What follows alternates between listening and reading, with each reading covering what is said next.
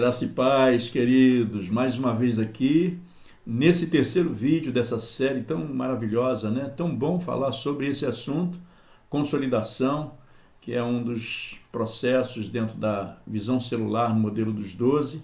Eu sou o apóstolo Paulo Leal e tenho imensa satisfação de poder estar compartilhando contigo sobre um assunto tão importante. Eu espero que você tenha uma boa recepção, que o seu coração se abra, que a sua mente se abra, que você possa ver a revelação de Deus, conseguir entender aquilo que Deus tem falado contigo nesses dois vídeos anteriores. Esse é o terceiro vídeo. Essa é uma série de 6 vídeos, está prevista para 6 vídeos, e nós estaremos aqui apresentando o quarto, o quinto e o sexto vídeo falando sobre consolidação. Nesse momento, que nós estamos iniciando essa live importante, quando a gente está falando sobre consolidação, que é, como eu disse, um assunto extremamente interessante.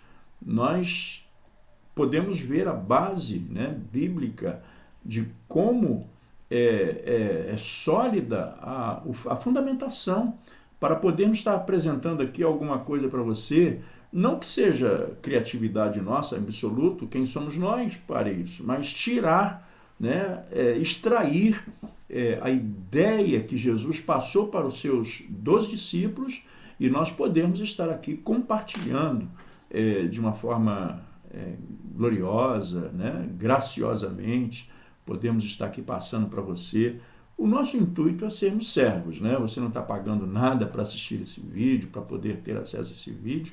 Eu quero ser servo a seu favor, contribuindo para aquilo que for útil para o crescimento, a expansão do reino de Deus. Vamos ler a palavra do Senhor nesse instante? Nós temos aí o livro de Romanos, capítulo 12, versículos 1 e 2. Eu quero começar lendo esses dois primeiros textos contigo, para podermos então dar início ao desenvolvimento de todo o nosso conteúdo aqui. Mas o que o apóstolo Paulo diz aí? Diz assim: rogo-vos, pois, irmãos, pela compaixão de Deus, que apresenteis os vossos corpos em sacrifício vivo, santo e agradável a Deus, que é o vosso culto racional. Também no livro de Efésios, no capítulo 1, versículos 4 e 5, nós também encontramos o apóstolo Paulo, da mesma forma, com prontidão, com clareza, com dedicação, na condição de servos. Ele falando sobre exatamente como nós encontramos aí, dizendo: como também nos elegeu nele antes da fundação do mundo, para que fôssemos santos e irrepreensíveis diante dele em amor, e nos predestinou para filhos de adoção por Jesus Cristo, para si mesmo, segundo o beneplácito da sua vontade. Que coisa extraordinária, O apóstolo, ele nos dá um ensinamento apostólico, um ensinamento pastoral, para que a igreja possa estar em nossos dias, pleno tempo que nós estamos vivendo, que tempo difícil, mas trabalhando dessa forma, consciente e buscando a expansão, o crescimento do reino de Deus. Todo aquele que deseja ter sucesso na consolidação de novas vidas, como nós vimos no vídeo anterior, deverá se preparar de forma adequada, porque preparando-nos para a consolidação, ou preparar-nos para a consolidação, é uma necessidade que nós possamos estar plenamente convencidos que, ao fazer a sua parte, a nossa parte, Deus fará a parte dele. Deus vai fazer sempre a parte dele e não deixará nem você, nem a mim, envergonhados. Ele fará coisas que nem nós imaginamos, pois o Senhor, você sabe, nós sabemos que o Senhor é poderoso para fazer infinitamente mais do que tudo quanto pedimos ou pensamos, conforme o seu poder. Ele é poderoso para realizar os seus feitos extraordinariamente, né? E nós podemos então contar com a sua palavra. Vamos ver o que diz aí no livro de Efésios ainda, no capítulo 3, versículo 20, exatamente o que nós acabamos de citar aqui para poder te animar, te fortalecer, dizendo, ora, aquele que é poderoso para fazer tudo, muito mais abundantemente, além daquilo que pedimos ou pensamos, segundo o poder que opera em nós. Queridos, para sermos bem-sucedidos nesse processo de ganharmos vidas e consolidarmos, nós já sabemos que a consolidação é um trabalho que nós devemos estar atentos e fazermos com carinho, porque é a consolidação bem feita, certamente, né? Que vai garantir a vida desse discípulo, o desenvolvimento desse novo discípulo, do qual nós somos responsáveis por ganhá-lo e por consolidá-lo. Então, nós necessitamos desenvolver uma vida espiritual plena, termos uma vida abundante, plena, na presença do Senhor, que nos deixe em sintonia com Deus, porque você vai passar para a vida do seu novo discípulo aquilo que Deus tem lhe dado. Não é o que você tem por si, é o que Deus tem lhe dado. E nós precisamos, então, para esse trabalho, sermos sensíveis à voz do Espírito Santo. Termos uma intimidade com Deus. Os métodos de consolidação se farão eficazes se nós vivermos essa vida, né, sintonizada com Deus, linkada com Deus, atentos, sensíveis à manifestação, aquilo que o Espírito Santo está nos falando, nos dirigindo. Então, querida ou querido, né, quando nós estivermos com essas responsabilidades como consolidadores, nós precisamos estar dentro de alguns requisitos, que são requisitos importantíssimos, não é? São requisitos de suma importância para as nossas vidas. Nós precisamos viver, nós precisamos estar atentos a esse quesito, a esta tão importante forma de podermos estar vivenciando. Uma das coisas, um desses quesitos chama-se santidade. Olha só a nossa responsabilidade de vivermos uma vida santa, porque qualquer um que deseja ser usado por Deus, e eu tenho certeza que você deseja ser usado por Deus, eu tenho certeza que aqueles que se prendem para dedicar o seu tempo para assistir um vídeo como esse, ou vídeos como esses que nós temos apresentados aqui nessa série, estão interessados no crescimento, na expansão do reino de Deus. Estão interessados em aprender a cada dia como ganhar e como consolidar. Então, na consolidação, você precisa viver uma vida de santidade para ser usado por Deus. Na consolidação, nós precisamos viver uma vida de santidade. Busque, então, esta vida de santidade, porque, na verdade, quando nós buscarmos essa vida de santidade, Ele, o Senhor, escolherá somente instrumentos como você, limpos, instrumentos santos, que através da sua vida, da sua intimidade com Ele, nós possamos, né, fluir para realizarmos, para fazermos a sua obra. Deus não mistura o santo com o profano. Entenda bem isso.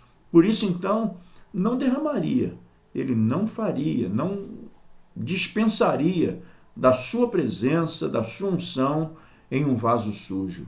Você precisa, eu preciso, nós consolidadores precisamos nos dar a esta tão importante missão de consolidação e o cuidado de vivermos uma vida em santidade. Aliás, a santidade é algo que não se deve apenas desejar, mas também de buscar, de viver, porque somente assim, em santidade, a presença de Deus se manifesta em nossas vidas. Olha só o que diz o texto a seguir, né?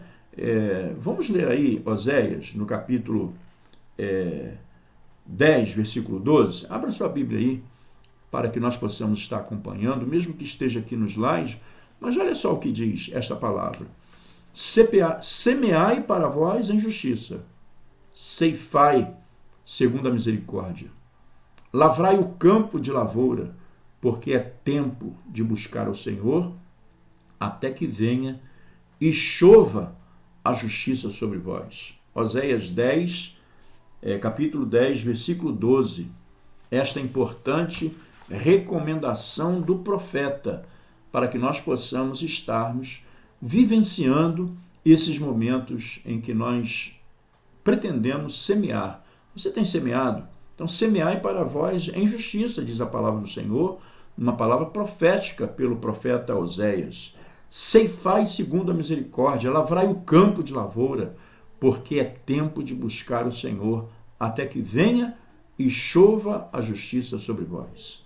Não há outro meio mais eficiente do que nós estarmos nesta condição para consolidarmos vida. Não adianta você querer preencher a vida daquele novo crente que chega na sua congregação fazendo uma atividade desportiva, de futebol. Isso é tudo muito bom.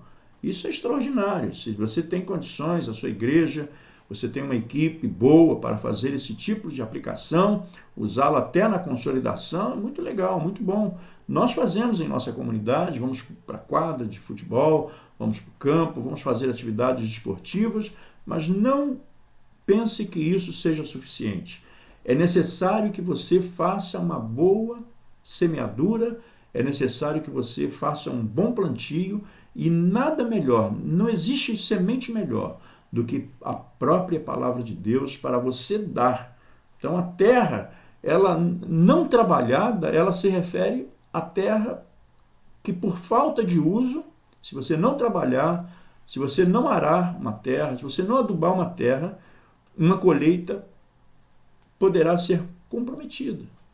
Vai semear a semente e não vai ter uma colheita saudável. Então, essa questão da terra não trabalhada se refere à terra que, por falta de uso de uma colheita para outra, se endurece. A terra fica dura. Por isso deve ser arada, deve ser tratada novamente. Então é um processo contínuo. Para quê? Para podermos receber a nova semente. A terra precisa ser trabalhada para que possa ser feita uma nova semeadura. Uma vida santa requererá atitudes sábias constantemente.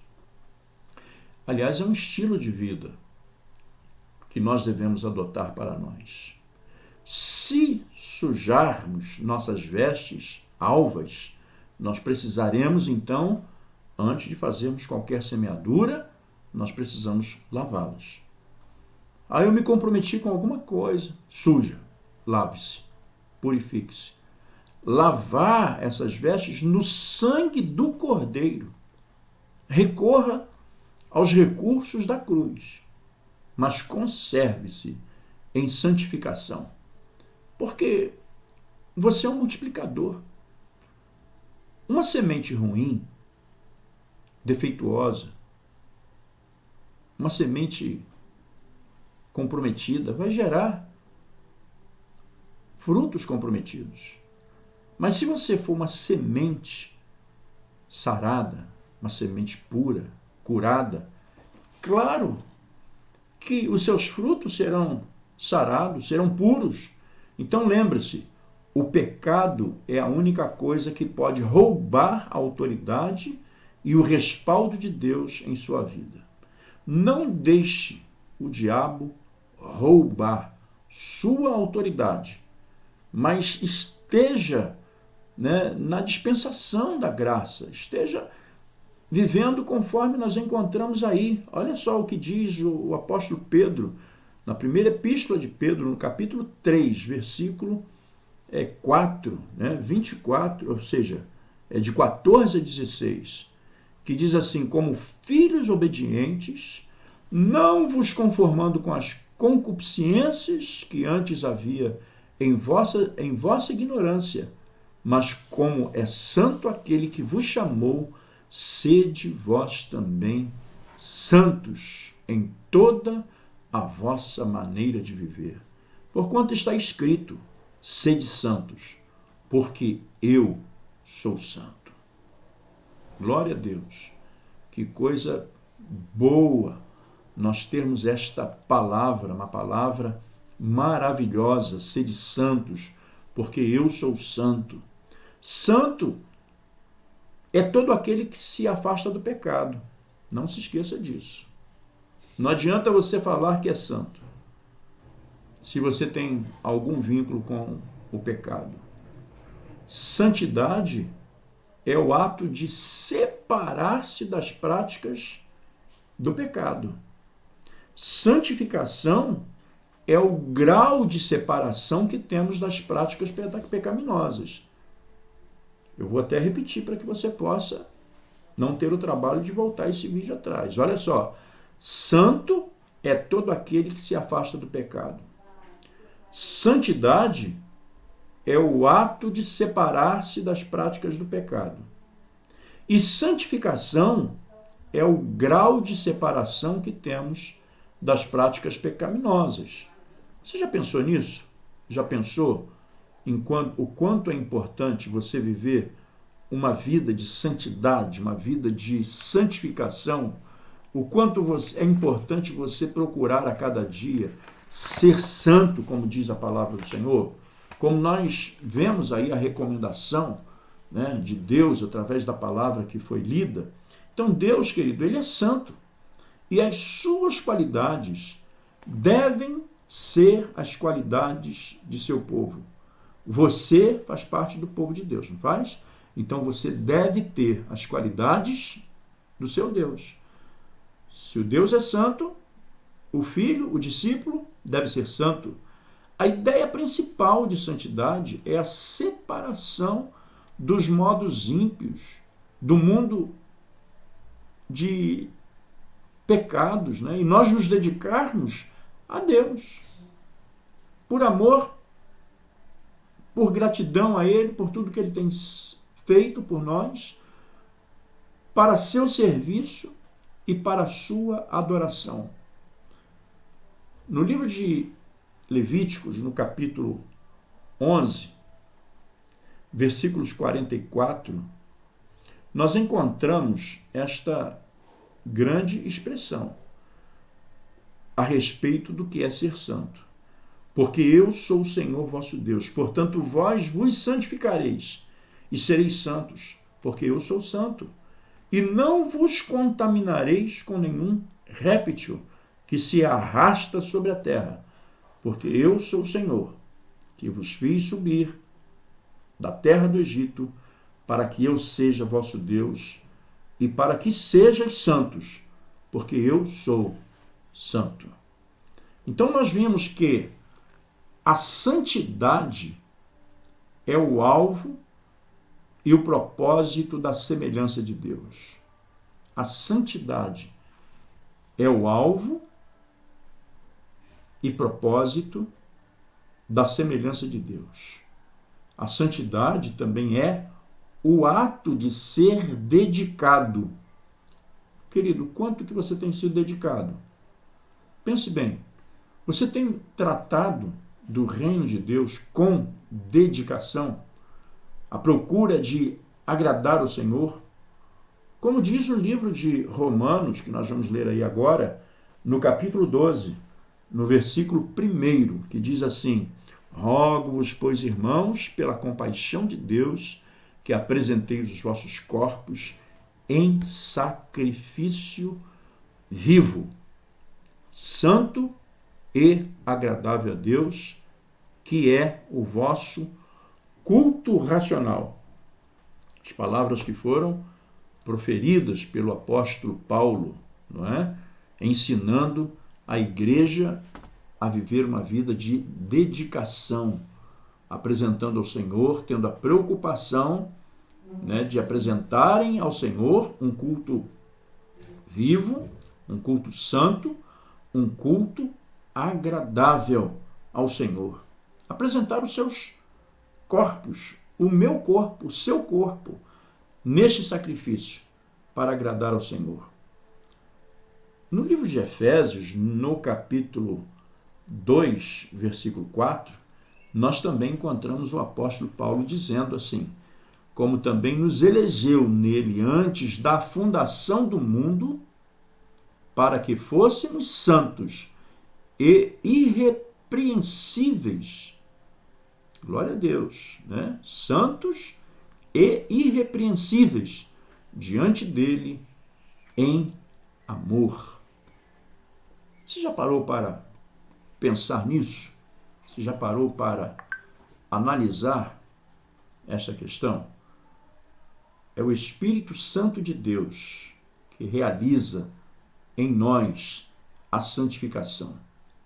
É o Espírito Santo de Deus que purifica-nos do pecado, a nossa alma, nosso espírito. É Ele quem renova em nós a imagem de Cristo e que nos capacita pela comunicação da graça, a obediência de Deus segundo a sua palavra. Que coisa impressionante! Nós precisamos estar muito atentos ao que diz a palavra do Senhor. Em Colossenses capítulo 3, versículo 10, diz assim: e vos vestistes de novo. Em algumas traduções diz assim: e vos revestistes, né?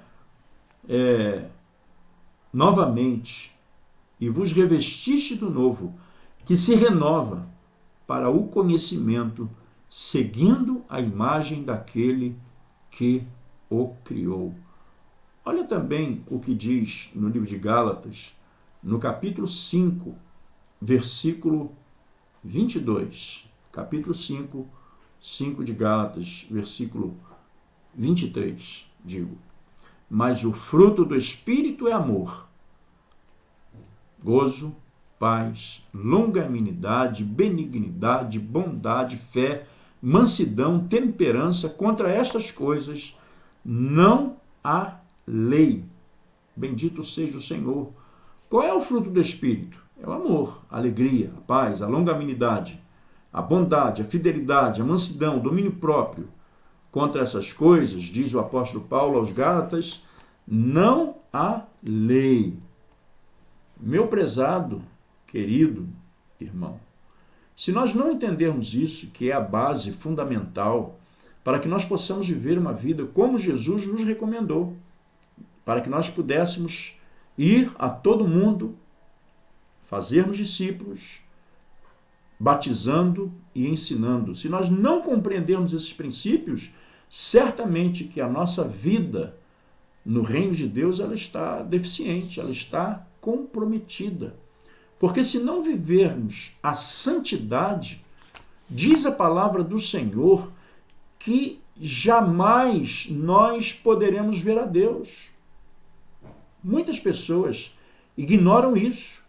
O que diz aí no livro de Hebreus, no capítulo 12, versículo 14, quando a palavra do Senhor pelo escritor aos Hebreus diz: segui a paz com todos e a santificação, sem a qual ninguém verá o Senhor. Santificação significa tomar ou tornar santo, tomar a posição de santo, consagrar-se e separarmos-nos das coisas do mundo e apartarmos-nos do pecado. Isso é santidade. Santificação é o nosso compromisso de vida, é o nosso estilo de vida, a fim de termos uma ampla comunhão com o próximo e também, ou principalmente, com Deus, e servir a esse Deus maravilhoso com alegria e singeleza de coração. Talvez, dentro desse discurso, alguém poderia perguntar assim: por que nós devemos viver em santidade? Por que devemos viver em santidade? Olha o que diz a palavra do Senhor, querido. Vamos ler aí em 1 Tessalonicenses, é o último texto abordado aí, né? Aliás, 1 Pedro, capítulo 1, versículo 16, é o penúltimo, segundo texto nesse slide, que diz assim: porquanto está escrito, sede santo, porque eu sou santo. Então, por que nós devemos ser santos? Porque ele é santo.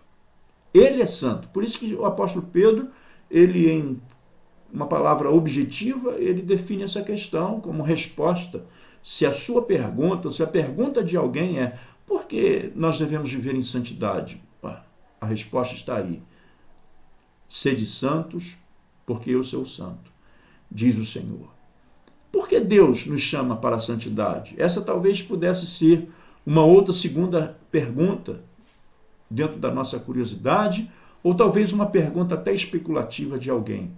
E o apóstolo Paulo, em 1 Tessalonicenses, no capítulo 4, versículo 7, ele nos dá a seguinte pontuação: porque ele não nos chamou, ou seja, porque não nos chamou Deus para a imundície, mas para a santificação.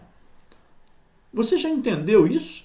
Que Deus não lhe chamou para você viver numa vida imunda? Aliás, ele te chamou de uma vida imunda.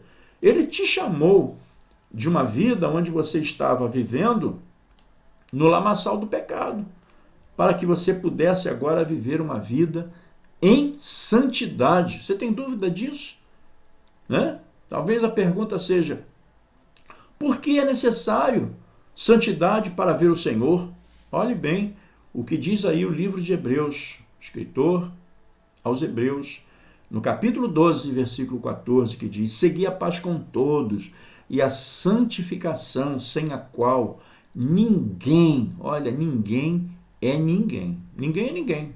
Ninguém verá o Senhor sem a santificação. Então nós devemos seguir a paz com todos, porque sem termos paz com todos e santificação, a Bíblia diz que ninguém verá o Senhor, é o que está escrito aí em Hebreus 12, 14. Ninguém é ninguém. Então acaba com essa historinha que é uma herança lá do mundo, né, da vida velha. Eu tenho raiva de fulano, não falo com fulano, não falo com... Se você não viver uma vida de paz com todos e santificação, você não verá Deus. Querido, porque somos novas criaturas, evidentemente, é que devemos viver uma vida de santidade. Voltando à pergunta, por que devemos viver uma vida de santidade? Está aí. Né? Nós dependemos de viver uma vida de santidade, uma vida de comunhão com Deus, uma vida pronta para podermos viver essa vida no reino de Deus. Como o livro de Hebreus, também nós encontramos aí 2 Coríntios 5,17, que diz exatamente isso. E ele morreu por todos, para que os que vivem não vivam mais para si, mas para aqueles que por eles morreu e ressuscitou. Então aí estão as razões, ou muitas razões, por sinal, pelas quais nós devemos buscar a santidade, pelas quais nós precisamos viver uma vida de purificação na presença de Deus, uma vida de santificação na presença de Deus. Afinal de contas, foi para isso que ele nos chamou, né? Porque viver uma vida de santidade, nos preparando para a consolidação de vidas, né? Alguém pode até, curiosamente, também perguntar: por que somos propriedade exclusiva de Deus? Né? Por que nós devemos ter uma vida santa? Porque nós somos propriedade exclusiva de Deus. Né? Por que nós somos uma propriedade exclusiva de Deus? Tornando isso uma pergunta. Por que nós somos de Deus? A questão é que ele nos comprou. Olha aí o que diz 1 Pedro, no capítulo 2, versículo 9. Mas vós sois a geração eleita, o sacerdócio real, a nação santa, o povo adquirido, para que anuncieis as virtudes daquele que vos chamou das trevas para a sua maravilhosa luz. Bendito seja o Senhor, não é? Bendito seja o Todo-Poderoso, bendito seja o todo maravilhoso Deus, o Deus glorioso, o Deus de nossas vidas. Também nós vemos aí no livro de Atos, capítulo 20, versículo 28, né? Que diz assim, olha, olhai, pois, por vós e por todo o rebanho sobre que o Espírito Santo vos constituiu, bispos, para apacentardes a igreja de Deus, que ele resgatou com o seu próprio sangue. Coisa maravilhosa. E nós devemos conviver com essa verdade, nós devemos estar convivendo com essa verdade, que é uma verdade absoluta, uma verdade maravilhosa, uma verdade pura, uma verdade que não tem o que discutir, não existe nenhuma razão pela qual nós devemos estar vivendo com dúvidas em relação a este chamado, e ele nos constituiu. Agora nós somos luz do mundo, nós somos luz no Senhor, através da sua constituição, através da sua vida em nós, através dessa inserção, né? A vida dele em mim, eu estou nele, eu quero estar nele, e eu quero que ele esteja em mim. Essa inserção faz com que nós possamos ser luz para o mundo, né? Luz no meio dessas trevas.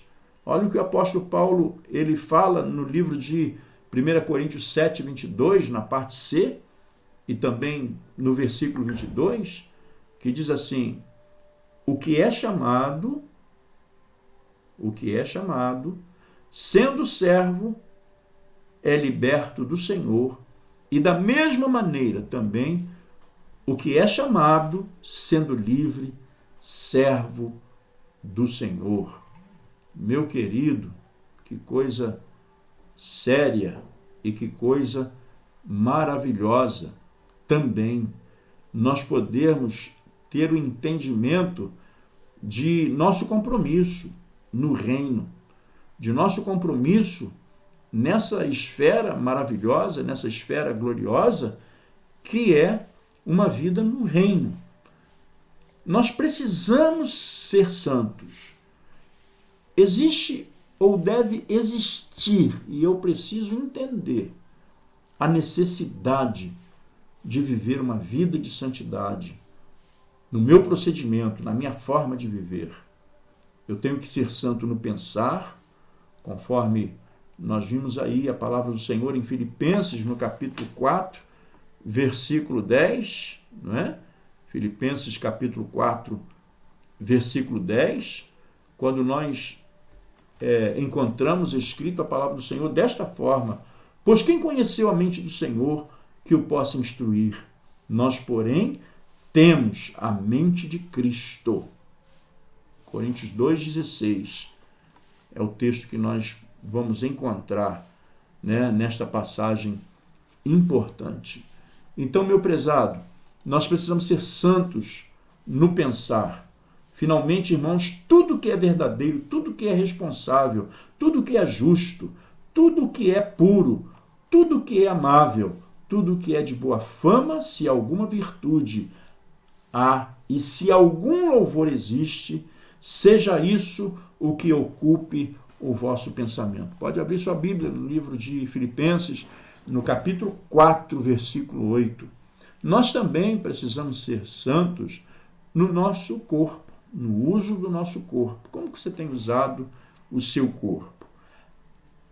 Se 1 Coríntios 6, versículo 19 e 20, nós não vamos colocar esse slide aí para você, mas está escrito lá desta forma: acaso não sabeis que o vosso corpo é o santuário do Espírito Santo, que está em vós, o qual tendes da parte de Deus, e que não sois de vós mesmos, porque fostes comprados por preço?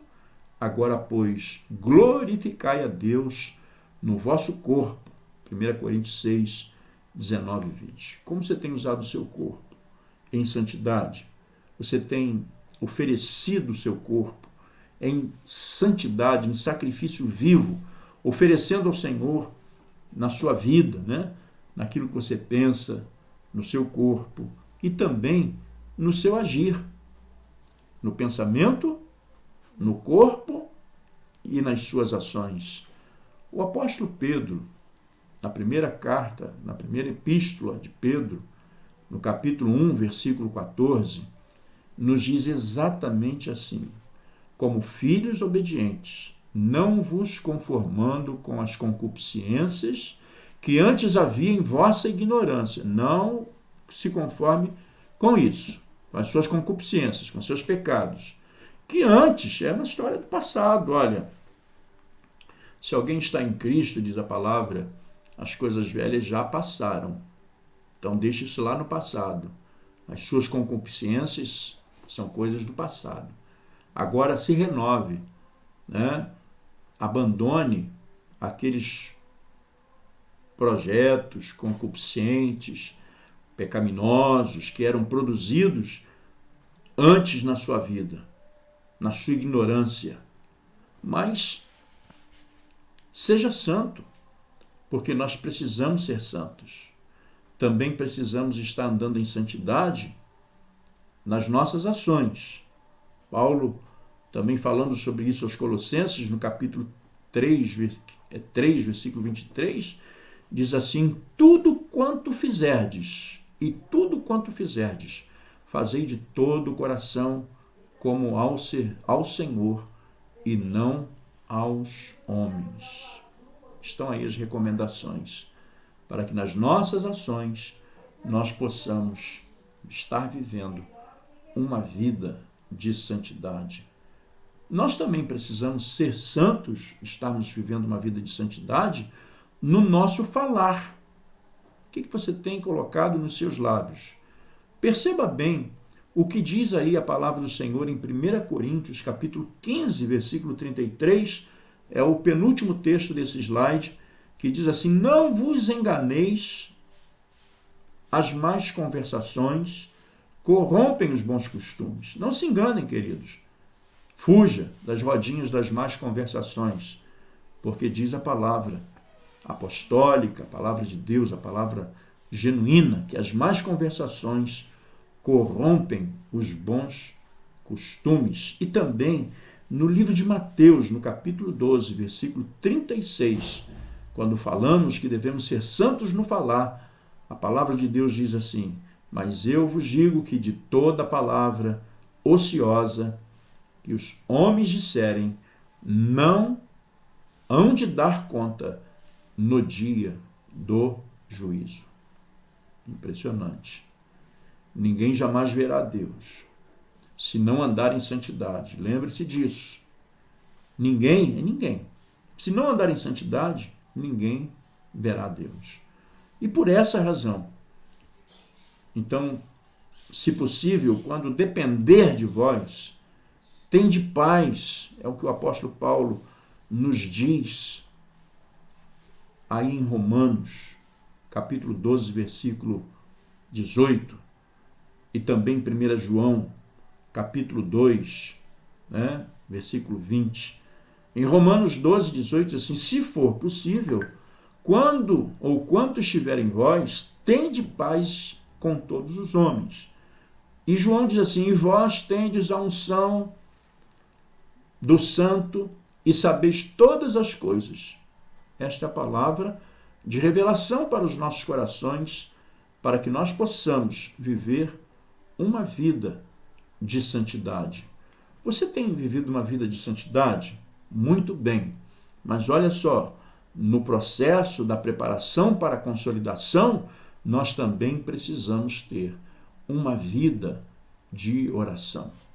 Uma vida de oração, quando nós, através da oração, nós devemos estar perseverantes na doutrina dos apóstolos e na comunhão, no partir do pão e nas orações, como nós encontramos na palavra de Deus, neste texto tão importante que nos dá orientações para que nós possamos, então, viver uma vida de oração, perseverantes na doutrina dos apóstolos e na comunhão e no partir do pão, como era a vida da igreja primitiva, como a igreja primitiva, ela vivia dentro da sua vida, do seu dia a dia, não é?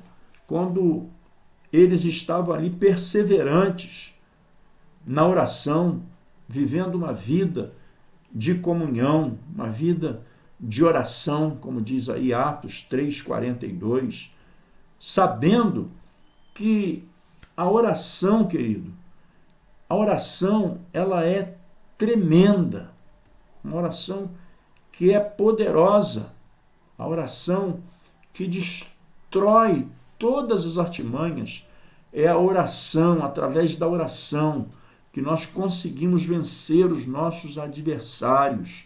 Como? Perseverando na doutrina dos apóstolos, na comunhão, no partir do pão e nas orações. Os discipuladores, aqueles que são homens e mulheres de Deus comprometidos na afirmação dos seus novos discípulos, devem viver uma vida de oração, uma vida em que nós possamos estar oferecendo ao Senhor, vivendo constantemente na presença do Senhor, porque a oração, querido, é uma arma poderosa, uma arma que os discipuladores, homens e mulheres de oração, poderão viver o óbvio que certamente precisarão conduzir os novos convertidos, vidas novas, aos pés do Senhor, para que eles possam praticar as coisas que agradem ao Senhor. E para isso, para nós sermos bem-sucedidos, nós precisamos estar usando essa arma poderosa da oração frequentemente. Devemos entender como a oração move a mão de Deus, como que a oração ela desata, né, a ação sobrenatural de Deus, como a oração ela nos dá unção, como ela nos dá autoridade, como é o efeito da oração, ou como são os efeitos da oração através da autoridade que ela nos dá, da unção que ela nos condiciona, que ela nos dá como uma condição e nos condiciona para que possamos estar debaixo dessa unção e para que possamos estar usando esta unção com autoridade e com poder, certamente o poder de Deus. A oração, vamos repetir, é uma arma poderosa, a arma mais poderosa, por sinal, a arma mais poderosa que Deus nos deu, como cristãos, como servos de Deus, é a oração. Então nós devemos usá-la com inteligência, devemos usar a oração inteligentemente, porque a oração como arma poderosa, ela não terá efeito nenhum, resultado nenhum, como qualquer arma que seja, na mão de quem não sabe usá-la. Nós precisamos usar esta arma poderosa e sabermos como usar esta arma poderosa, que é a arma chamada oração. Olha o que diz a palavra do Senhor no livro de Tiago, capítulo 4, versículo 2, que diz assim: cobiçais e nada tendes, matais e sois invejosos, e nada podeis alcançar. Combateis e guerreais, e nada tendes, porque não pedis. Não sabe pedir. Não tem como pedir. Olha o livro de Daniel também, no capítulo 9, versículo 18, quando diz assim: inclina, ó meu Deus,